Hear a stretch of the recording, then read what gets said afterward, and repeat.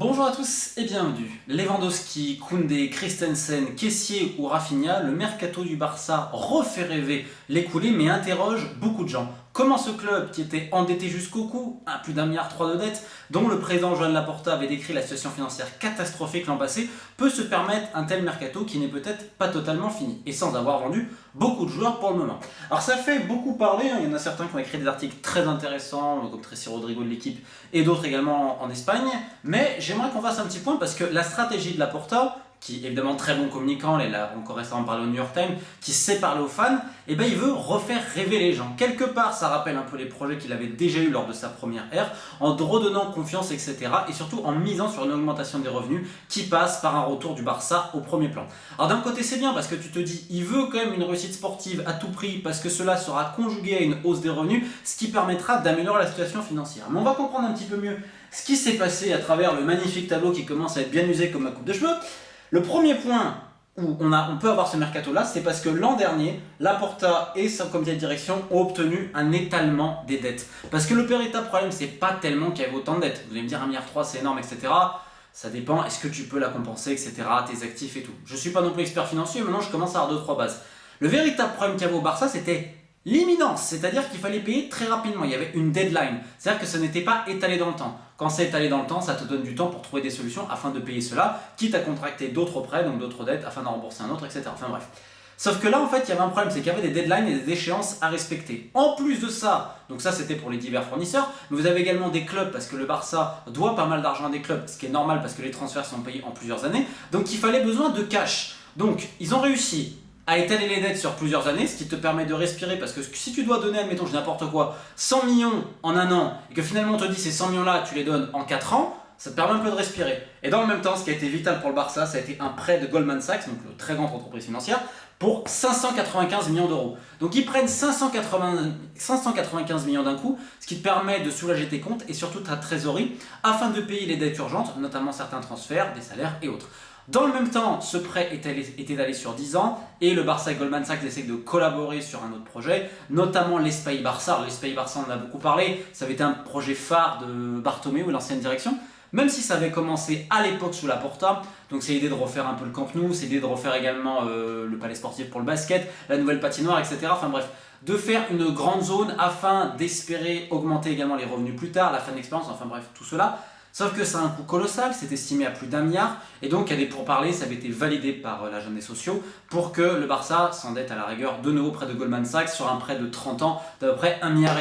Donc si vous voulez, il y a de très grands projets entre Goldman Sachs et le Barça. On rappelle que la très haute finance est maintenant partie prenante du monde du football, que ce soit Rothschild, Goldman Sachs, la Banque Lazare en France, enfin bref, les King Street et tout ce que vous voulez. Donc c'est pas étonnant, surtout avec un mastodonte comme le Barça. Parce que si tu obtiens un prêt pareil, malgré ta situation, malgré tes dettes, c'est parce que tu es le Barça et que les gens se disent ok, ils vont potentiellement pouvoir rembourser à ce niveau-là. Il y avait notamment l'idée des droits TV qui avait été servi un peu comme garantie selon le Mundo Deportivo à ce niveau-là. Et puis dans le même temps, Laporta a un discours convaincant parce qu'il a raison sur un truc, il montre des bilans et tout en disant mais regardez, on va accroître les revenus, il n'y a plus le Covid et tout. Donc ça se tenait son discours avec un retour des fans, une augmentation du merchandising et également des prix remportés parce que si tu vas loin en Ligue des Champions, c'est plus de droits TV, etc. Sauf que vous allez me dire, mais ça suffit pas, parce que on se rappelle des discours alarmistes, ça va pas, on trouve des cadavres dans tous les placards. J'ai envie de te dire, en effet, il y a eu des cadavres dans tous les placards avec la gestion Bartomeu, comme dans quasiment tous les clubs d'ailleurs de football, mais c'est encore un autre débat. Mais ça ne suffisait pas. Donc pour cela, qu'est-ce qu'a fait le Barça? Le Barça a vendu une partie des droits TV qu'il va récupérer sur les 25 prochaines années. Ils l'ont vendu à un fonds d'investissement qui s'appelle Sixth Street, qui avait au début racheter 10%. C'était 10% nécessaire afin que les comptes soient dans le vert l'an passé. Et encore une fois, c'est pour du cash. C'est-à-dire que vous hypothéquez une partie des droits TV, ce qu'a fait le football français en général. Le deal qui s'est passé avec CVC, ça fait que tu vends 10 à 15% que les clubs ne toucheront pas. Admettons, je schématise encore une fois. Si vous touchez 10 millions d'euros par droit TV, chaque année, ok, ou 100 millions, et bien là, par exemple, en France, je crois que c'est 10 ou 15% que vous n'aurez pas. Donc c'est-à-dire que vous toucherez que 8 millions et demi, que 85 millions, ce que vous voulez, on va dire. Et en fait, ce manque-là, vous le récupérez maintenant sur du cash. Ce qui fait que, vu que les situations financières de plein de clubs, c'est compliqué, on préfère récupérer maintenant pour payer un petit peu les dettes et tout. Et puis ceux qui reprendront derrière dans 5-6 ans, ils seront amputés d'une partie de leurs revenus. C'est ce qu'a fait le Barça, ce que fait d'autres clubs espagnols et tout. Donc ils ont fait 10%, et là ça a été annoncé que finalement ils vont lâcher pour 25%. Donc il y a eu 2 accords, ça a été 2 opérations financières nécessaires afin justement de faire revenir du cash actuellement, ce cash qui est réutilisé évidemment pour améliorer l'équipe sportivement, payer d'autres dettes et tout. Également, il y a eu un nouvel accord avec Spotify, puisque le grand contrat Rakuten, qui était le sponsor maillot du Barça, c'était 55 millions par an, arrive à échéance. Finalement, il y a un multi-deal, ça soit sponsor maillot pour plein d'autres choses, avec Spotify, un très gros contrat qui permet évidemment d'augmenter encore les revenus, ce qui était donné par la Porta. Et là, troisième point, parce qu'aujourd'hui la Liga n'a toujours pas validé les nouvelles recrues du Barça, on va dire qu'il y a un problème sur l'estimation potentielle des revenus des Blaugrana. Et donc Barça Studio, qui est une filiale de la société de production du Barça, a vendu 25% de ses parts à Socios.com pour à peu près 100 millions d'euros. L'idée derrière tout ça, alors il y a des gens qui en parlent bien mieux que moi, qui t'expliquent que c'est un super deal parce qu'en plus le Barça mettait pas vraiment de moyens à ce niveau-là pour ce département, c'était sous-traité par Movistar si je dis pas de bêtises. Donc là tu vends 25%, tu récupères du cash, tu récupères des moyens de production, et dans le même temps l'idée du Barça c'est d'intégrer, vous savez, toutes ces monnaies, les NFT et tout ça. N'y connaissant rien, je vais laisser les spécialistes en parler, mais ils veulent également accroître les revenus là-dessus. Donc quand tu reprends depuis le début, pour comprendre un petit peu mieux, la situation elle est cataclysmique. Néanmoins il te reste toujours des actifs, pas uniquement joueurs, mais aussi immobilier, plus le prestige et tout cela. Néanmoins la situation était urgente. Donc on a étalé les dettes. Ok, mais vous allez me dire, il faut les payer. Et une dette en cache une autre, c'est souvent ça, un prêt en cache un autre. Donc on récupère de l'argent cash avec Goldman Sachs, qui s'engage évidemment sur le long terme avec le club.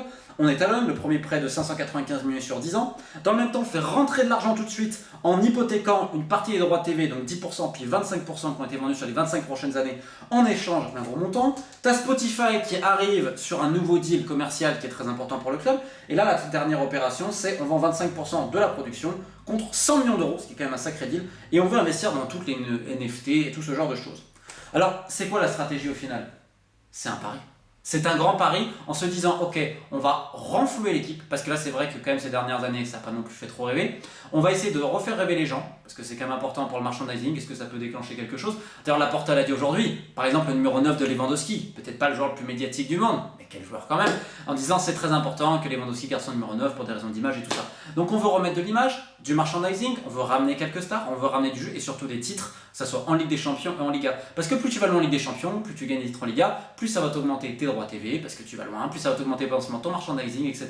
Et ça va faire revenir des supporters. En fait, l'idée de tout ça, pour parvenir à régler, on va dire, le problème, parce que là, on a quand même mis un pansement sur quand même une grosse hémorragie, même si on en a mis plusieurs, c'est d'arriver à assainir tout ça par une augmentation des revenus. Et c'est ce qui pose aujourd'hui problème à la Liga, qui estime que selon les estimations du Barça, celle-ci serait surévaluée. Alors bon, ils n'atteindront jamais évidemment les surévaluations de Gérard Lopez pour dire qu'il allait vendre pour je ne sais pas combien de millions, ou pour tous les clubs français qui vont devant la DNCG la main dans le boxer en disant « Mais non, on va vendre pour 30 ou 40 millions cet été ». Vous connaissez, c'est un classique du foot français. Néanmoins, le Barça table sur une très très grosse augmentation de ses revenus. Quid à ce niveau, est-ce que ça va marcher? Parce qu'il y a aussi plein d'autres questions sous-jacentes. Alors ça, j'ai pas toutes les infos. On aurait demandé, comme on peut lire ici et là, des salaires qui finalement seraient versés plus tard pour pas les verser maintenant à certains joueurs, des baisses pour d'autres, etc. C'est pas tout rose. La situation est loin d'être rose au Barça. Mais le problème, c'est que tu hérites d'une catastrophe dont on a parlé depuis des années et des années. Comment tu relances la machine? Alors tu prends un gros risque au final, parce que Laporta est joueur, il n'y a pas de problème. Parce que si jamais tu te plantes un peu sportivement, ça peut faire très très très mal au club. Le pari, c'est simple.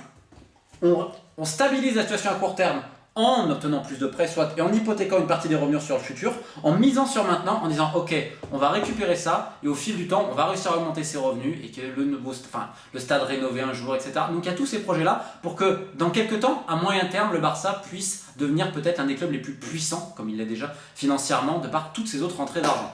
Donc j'espère que ça permet de vulgariser un petit peu et de comprendre un peu mieux ce qui se passe. Ça n'empêche pas que la gestion auparavant a été cataclysmique. On verra ce qui va se passer maintenant parce qu'ils espèrent encore pas mal de transferts de ci là, notamment de ventes, et un peu pour baisser le masse salariale, mais également de venus. Et je terminerai juste par une petite chose. Avec Laporta, c'est le retour de certains très gros agents, dont Pini Zahavi, évidemment, l'un de ses meilleurs amis dans le football depuis une vingtaine d'années, qui gérait Lewandowski. D'ailleurs, il l'a remercié en conférence de presse. On pourra également souligner le rôle de Jorge Mendes dans la venue de Koundé, notamment avec Chelsea, de comment il a réussi à faire ça. Enfin bref, il a fait un sacré jeu, l'ami Georges. D'ailleurs, pour la petite anecdote, ça n'a rien à voir, mais j'ai trouvé ça assez fabuleux parce que Jonathan Kébé, l'agent de Koundé, donc qui fait le deal avec Mendes à ce niveau-là, il n'y a pas de problème. Derrière, il maintient ses joueurs à Famalicão au Portugal, Youssouf de Saint-Etienne, et un club contrôlé par Mendes. Comme on le dit souvent, les bons comptes font les bons amis, et on espère que ce sera le cas pour les Blaugrana. A bientôt!